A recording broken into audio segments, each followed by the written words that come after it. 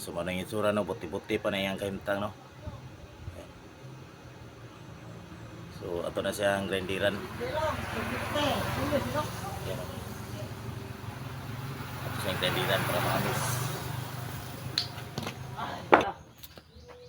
Okay? So mao na itong na human mga kalamlam no. So yan, di kayo maklaro pero nantarawan nyo dia. So ato na siyang nahilisan no. Human na itong welding, ato na nahilisan. So kanira itong gamit mga kalamlam. Ani, yan. Ya, para sa iyahang gear. Hinay-hinay lang. Ay dali para di mga tutyo ang agi. Daog na kayo. So nararay na itong gear. Ayan o. Medyo pit-pit pa sa gamay. Yan. Ano? Yan. So, yan pit pa kaya na. So, aniskarte mga kalamlam para ato siyang ma-smooth-smooth sa gamay pagpasulod. Kaya tao na ni sa alternator pagpasulod ani dito. Pagka sigahe kay siya tukag. Nani ra.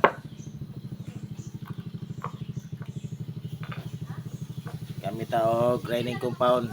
Ayan o. Ito yung course grinding compound. Tangya. Tangan na to ha.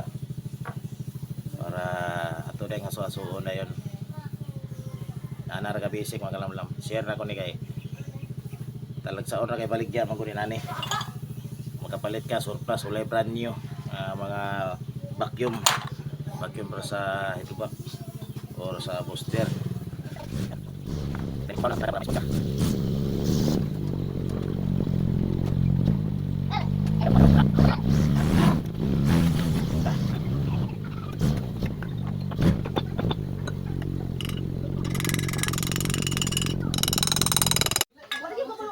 Alright, kita. So, muna niyo. Muna yung finished product na ito, no? Itong giapuruhan, no? Mura po siya original. Ayan, no? Sapak, smooth na siya. Ayan. Ayan, smooth na siya,